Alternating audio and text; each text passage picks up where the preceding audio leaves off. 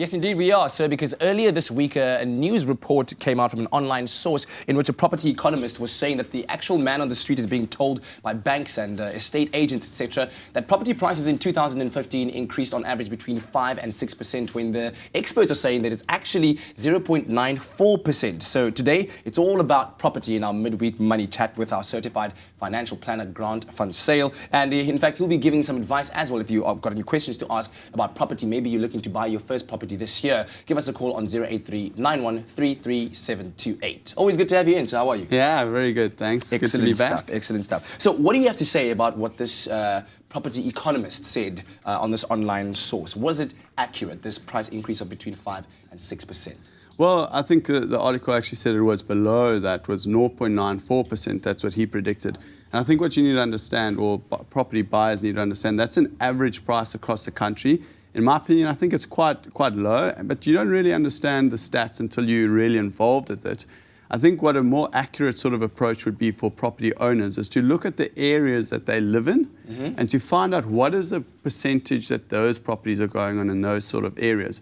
You're going to definitely get areas that are going up way above 5 to 6%. You're going to get areas that are going up at 5 to 6%, but then you're still going to get areas that are going up way below that 5 to 6%. So the golden rule with property is the 3 Ps: position, position, position. That's the most critical thing. Has that changed from location, location, location to position, position, position? Position, position, position. And when you're doing your research, because I've also been hunting around for property, different agents or different websites give different values for the same property in the same area.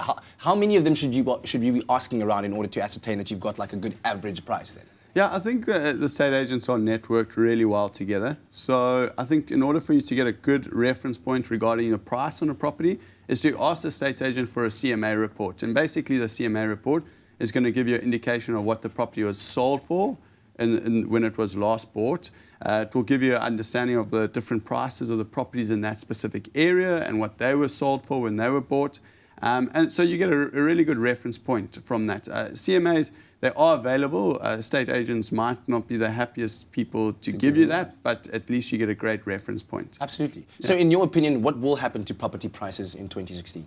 So it's a really interesting question. I think towards the end of 2016, property prices should start declining and maybe meet those sort of figures that the economists actually predicted.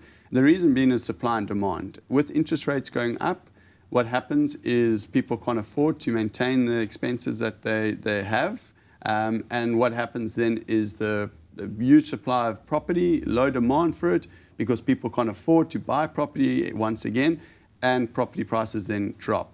So yeah, so I think property prices could come down a little bit in maybe, let's say, early 2017. Good news for us potential buyers out there. Well, we'll continue our money talk with Grant a little bit later on. And our lines are open, 083-9133-728. Ask your questions, give us your comments. Maybe you can offer some advice if you've been in the property market for quite a while. But we'll return with Grant a little bit later on. Right now, here's over to Ewan and Graham.